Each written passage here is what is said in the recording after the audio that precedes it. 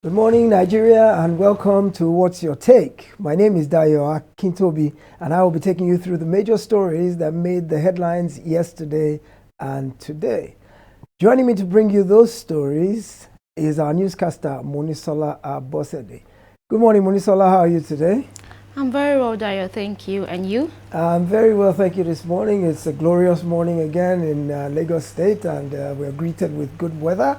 And we have a good guest, a very, very astute guest with us this morning, who, after you've given us the headlines, will join us to help make sense of all the things that are going on around us. Meanwhile, on a lighter note, President Buhari returned to Nigeria yesterday, and we can say it's not too soon. With just about 14 days to hand over, we're glad to see him back. He had to extend his stay after King Charles's coronation, supposedly to see a dentist, and that led us to ask, are there no dentists in Nigeria? However, I saw something on Twitter yesterday that was quite funny, and people said, well, the president came in with an earache and he's going out with a toothache. Imagine that. If you remember that when he first came in to office, he had to go to the UK to get treatment for an ear infection. Now, on his way out of Aso Villa, he's had to stay in the UK to get treatment for a toothache. So I put it to you, Nigeria, which would you rather have, an earache or a toothache? Perhaps neither one of them. Anyway, welcome back, President Buhari. We look forward to the handover and the transition leading up to May 29. The other story I wanted to touch on briefly before I hand over to Monisola is Tinubu, the president-elect, Asiwaju Bola Ahmed Tinubu, supposedly met with Rabiu Kwankwaso of the NNPP in Paris yesterday. If you remember, the NNPP won Kano State overwhelmingly. That was the only state it won. And it has quite a number of House of Reps members as well as a few senators that actually won elections in Kano State. The moral of the story for me is the fact that as vociferous and contentious as the elections were, to where all the candidates were daggers drawn and at each other's throats, to now find them actually parleying together in Paris and discussing collaboration and cooperation. And word is the president-elect is offering Kwankwaso a position in his cabinet. So to all Nigerians, let's not fight each other over political candidates. Some of my brothers are no longer speaking to me because we were on opposing sides during the election. So it's not worth it. All the politicians are brothers, they are friends, they resolve issues after the elections, they sit down and sup together, whether in Paris or in Abuja. So let's not fight each other over politicians. That's simply not worth it. All right. Having dispatched with the lighter items on our agenda, it's time to delve into the substance of today's program. And for that, I will hand over to Monisola to give us the headlines of the major stories we'll be looking at today. Monisola, over to you. Thank you, Dayo. Hello and welcome to the news update on What's Your Take. First, the headlines. Gunmen killed 2 U.S. consulate staff, 2 police officers in Anambra. Court remands Kuti, police come home for exhibit. Resident doctors begin warning strike today. FG says action illegal. Threatens to implement no work, no pay. Senate approves independent candidacy, forwards bill to Buhari for assent. U.S. slams ban on Nigerians who undermined 2023 elections. 17 years after Paris Club relief, external debt rises to $41.8 billion. Buhari living with inflation at highest level in 17 years. Now the details. First, 4 staff members of the United States Embassy in Nigeria have been shot dead in the Ogbaru local government area of Anambra State following attack on their vehicle on Tuesday. According to a report in the Punch newspaper, the convoy of embassy officials was on an humanitarian mission in the state when it came under fire while they were passing through the area. The attackers murdered 2 of the police mobile force operatives and 2 staff members of the consulate has set their bodies ablaze alongside their vehicles. The reason for the attack is yet to be ascertained. Next, a magistrate court sitting in Yaba, Lagos, has ordered the remand of Seun Kuti in custody following an incident in which he allegedly slapped a uniformed police officer after an altercation on the 3rd Mainland Bridge in Lagos over the weekend. The magistrate gave the police 48 hours to conclude their investigation on the matter, after which Kuti will be released on bail. Upon conclusion of the hearing, the police searched his residence for exhibits. Moving on, the Nigerian Association of Resident Doctors has declared a 5-day warning strike following the failure of the federal government to meet its demand. The strike commenced at 8 a.m. today, Wednesday, May 17th, and will end Monday, May 22 at 8 a.m. The Nigerian Senate has approved independent candidacy in the presidential, governorship, national and state assembly, as well as local council elections. The bill has been forwarded to President Buhari for assent. The United States of America on Monday announced it has placed visa restrictions on some Nigerians who undermined the 2023 elections held in February and March. Secretary of State Anthony Blinken made the disclosure in a statement published on the U.S. government's website. The election riggers on the list were not named. And lastly, Nigeria's external debt has climbed from $2.1 billion after the country exited from the Paris and London clubs of creditors in 2006 to about $41.8 billion. In a related matter on the economy, President Muhammadu Buhari will be leaving office with the inflation rate of the country at 22.22%, the highest in about 17 years, which is well over double of the level he met it in 2015. And those are the headlines and news stories we'll be looking at today. Over to you, Dayo. Thank you, Munisola. Well, that's quite a lot to unpack, and we'll be doing that with a guest after the break. So kindly stay with us, don't go away, and we will be right back.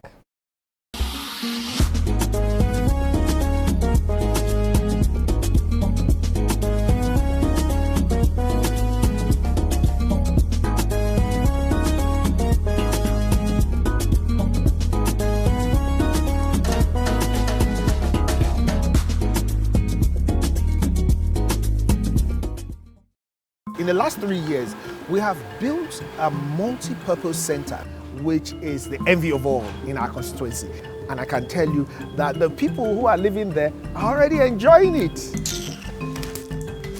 Guy, do you think what this man just said is true? See, I seriously doubt. I'm sure it's one of those their silly lies. Wait, do you know there's a way to find out if these things he's saying is true or not?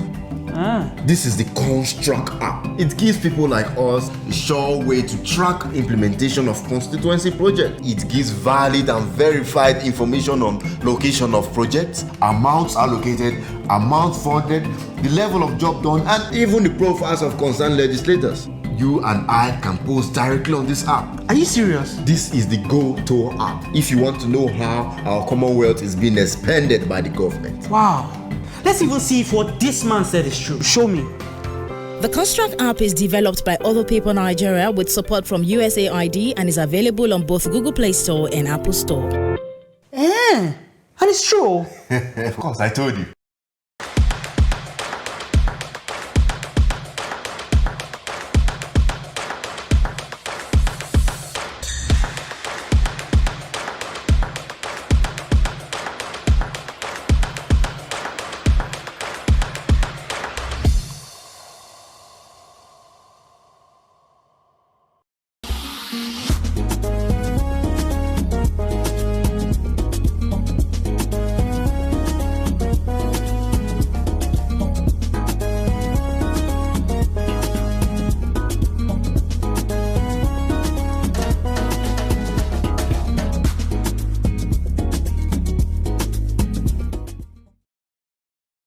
Welcome back, ladies and gentlemen. Welcome back, Nigeria.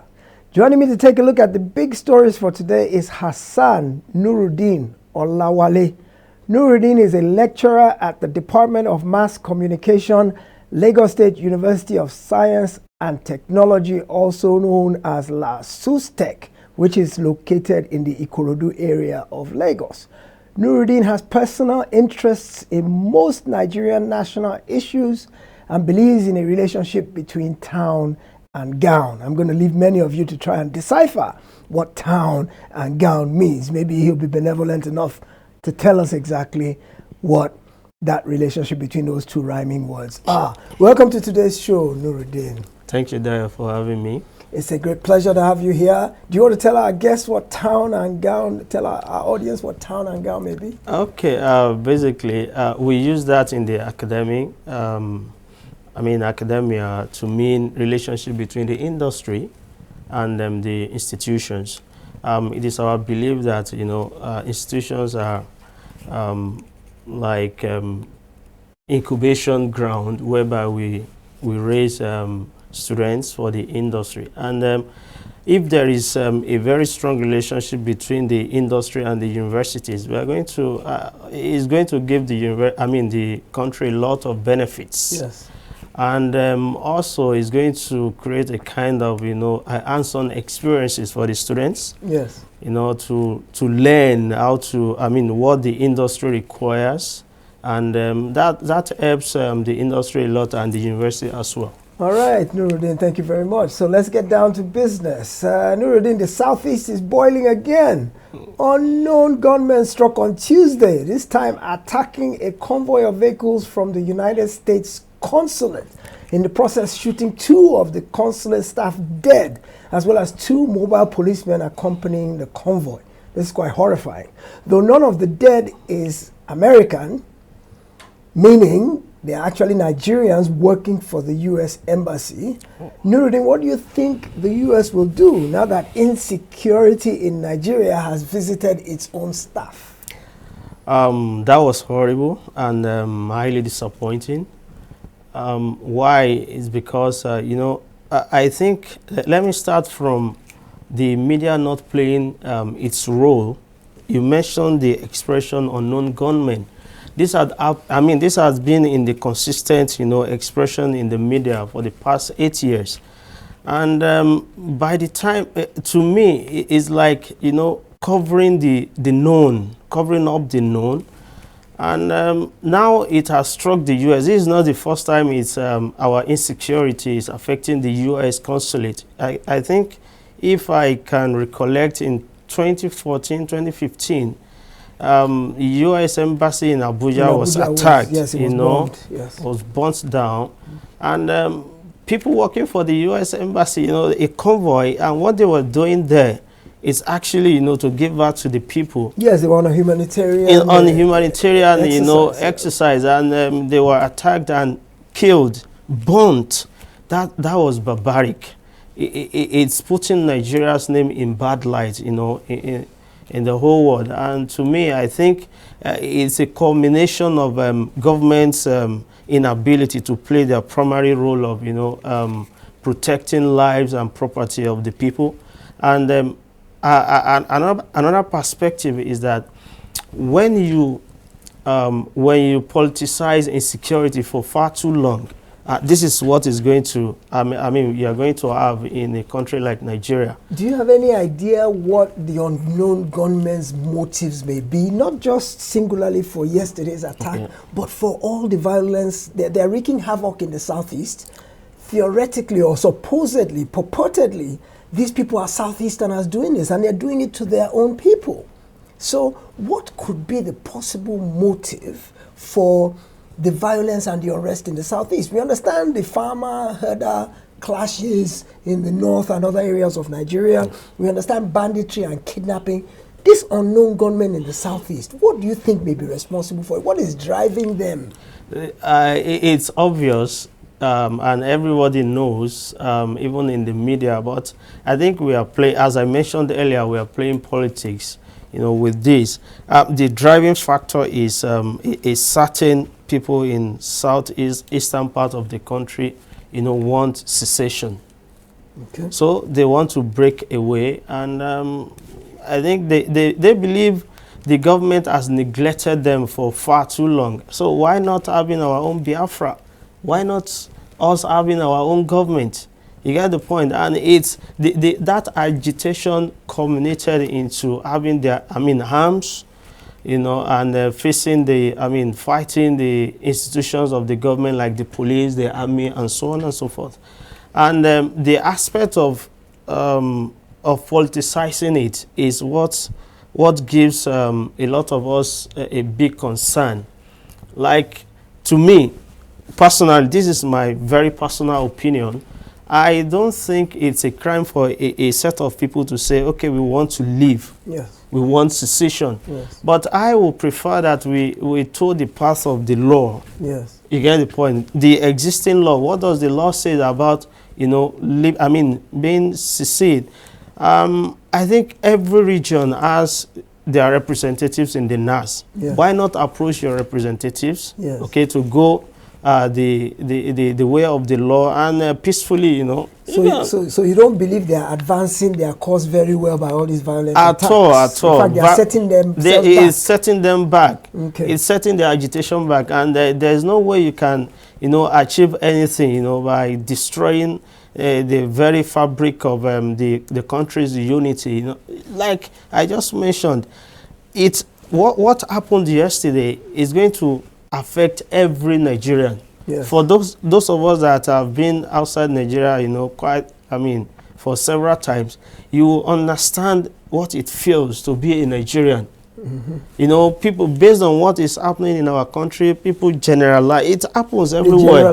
They generalize, they stigmatize us, stereotype us, like, okay, you are from Nigeria, you people are, so. Absolutely, yes. I wanted to ask you, but in the interest of time, maybe it'll come up later in the show. Okay. I was actually going to ask you, this is the time that the current government is winding up its tenure. Yeah. And at this time, everybody is looking at their scorecard to see whether they've done well, in what areas they've done badly, and what. And so I was going to ask you that based on insecurity, especially in light of the most recent attack yesterday, what score would you give President Buhari on insecurity? Because you remember when he came in 2015, that was one of his 3 pillars. Exactly. The economic corruption and insecurity. He's going out after 8 years and they are still attacking, as of yesterday, a convoy of the U.S. consulate. What does that say about President Buhari's efforts on insecurity in 1 minute? Because we have so many other stories to unpack. How would you score him? Out of 10, I will score President Buhari 2. Wow. Yeah, that's a serious failure. Exactly. He failed. It failed people like me, it failed a lot of Nigerians that... On insecurity. But in the aspect of, infrastructure, I think he tried a bit. It can be scored 6, 7, you know. Mm-hmm. But how I wish he was able to fix power issue before he leaves. All right. But insecurity, he failed. Okay, so Nuruddin is giving President Buhari a failure on insecurity, and of course I'm sure many of us are also disheartened by what happened yesterday and makes us continue to worry about the security and well-being of Nigeria. All right, let's move on. Nuruddin, Kuti, big story. Like every other Nigerian, I know you have been following this story. What is your opinion about the incident, from the slap to his appearance in court yesterday to the search of his home after the court hearing and all the other developments that have unfolded in this sorry saga? Seeing the video, going viral, it was troublesome for me, to fathom, like, a person like Kuti, coming from a reputable family, could not control his emotion in the public. That was disheartening. I think he heard, and just like other Nigerians, it should be held, responsible. Accountable. You get the point. So that case, the police ransacking his home. I was with my lawyer yesterday. I had a case of hit and run, with someone that bashed my car. He has been running for the past almost 2 months. So we found him yesterday. So I was talking about this case of Kuti with my lawyer, and I asked him, is it necessary for the police, to search his home? He said, in as much as the police have any insight of, wrongdoing they are covered by law, you know, to make an arrest and search your home. But personally, I think the guy, you know, brought this upon himself. Without a doubt. But is the police, the concern now is that the sympathy of the public is on the side of the police to this point, because they saw in the video, they saw aggression on Sheon's part, and they saw him assault an officer of the law, which is a blight on us as a people. So the sympathy is on the police's side. But my concern is the police not overreaching itself to the point where it will now spoil his own case. For example, they said in front of the magistrate, they alleged that the officer who got slapped is now in a coma. This is what they were trying to make a case for Sheon to be detained for 21 days while they investigate. Of course, the magistrate didn't go for that. Magistrate gave them 48 hours. But look at the claims. The officer is in a coma. This is an officer who was proven to have driven after Sheon, followed him to his house in Ikeja, collected a sum of money to fix his damaged vehicle, and accepted Sheon's apology. Although it is said that he went to the force headquarters, reported the incident, turned the money in and all that, but he was physically fit enough to have followed Sheon to his house and then to have gone. Now the police is claiming the slap has put him in a coma. Police is asking for 21 days detention for Sheon. Police is also now going to ransack Sheon's house for exhibit. What exhibit do you need in a slapping situation? The only exhibit was the video and the bystanders who. So is the police not overreaching itself, and is it not going to spoil his own case in this matter? Okay, let me respond as does. First, this is going to be an institutional, you know, warfare between the police and the family of Sheon Kuti. So why did I say that is, just like an analogy. Whenever a journalist, you know, is maltreated, so we see it as, you know, institutional attack on the media. So I think the police is, to some extent, they are right to respond that way. Like a slap on their own, just a policeman is a slap on Nigerian police. And by extension, a slap on all the institutions of Nigeria. All right. Thank you, Nuruddin. So we'll see how the Sheon Kuti saga plays out in the courts. At the end of the day, the most important thing is for justice to prevail and for the truth to be told. All right. Moving on. Nuruddin, the 5-day resident doctors' warning strike began today across the country. There are 24,000 licensed doctors available in the country, less than 10% of the number needed to meet the WHO's recommendations.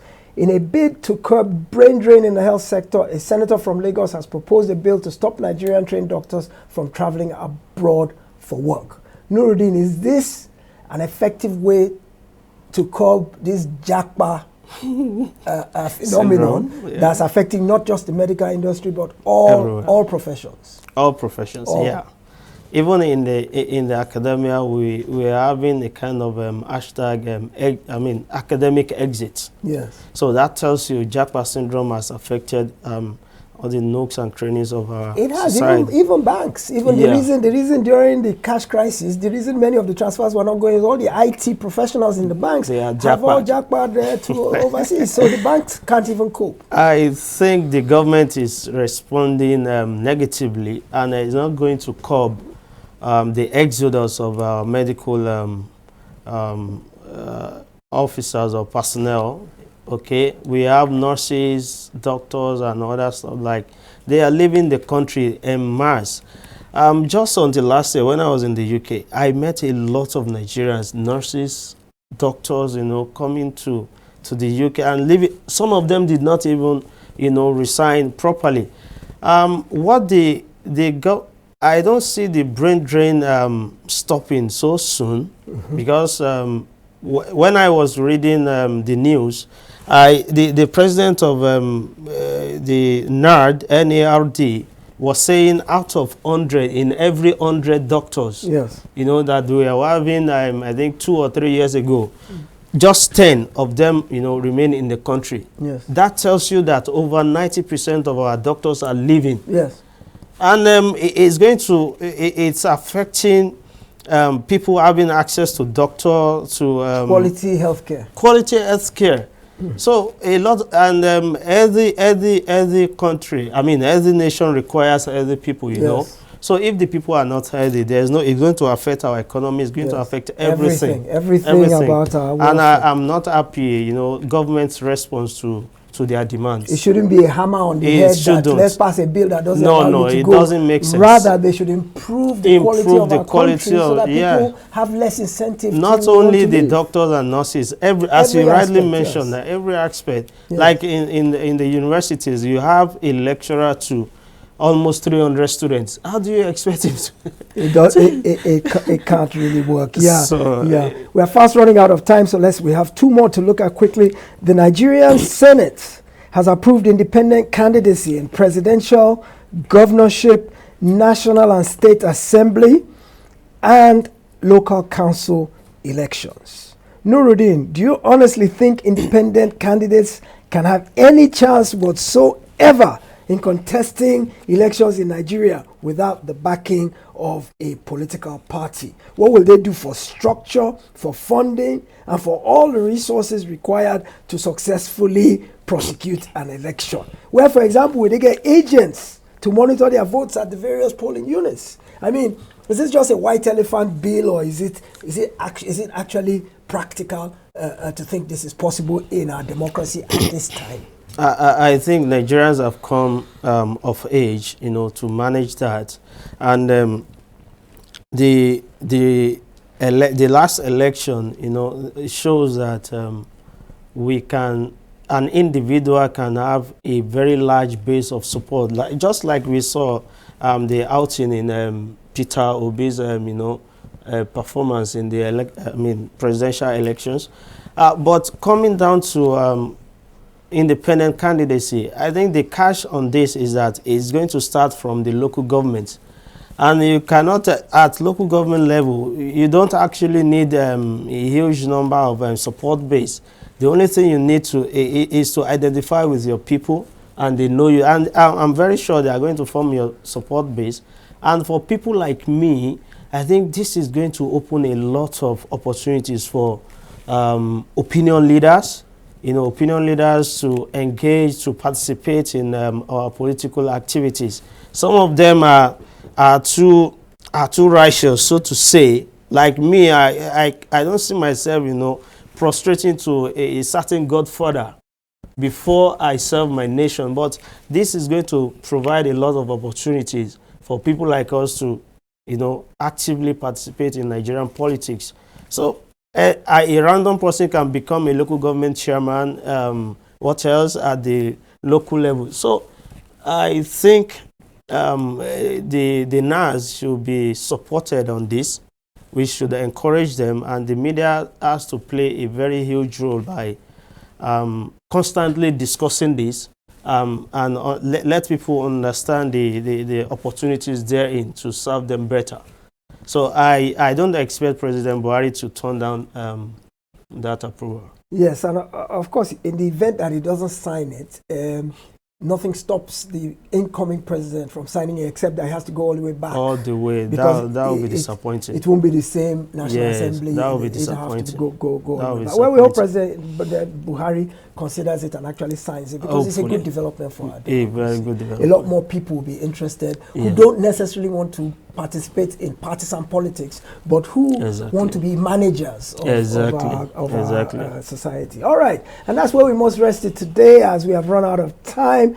Thank you for joining us today, Nuruddin. It has been a really engaging time, and we look forward to having you back again. Thank you, Dayo, in the future. Very good. Thank you, Nigeria, for being a part of today's program.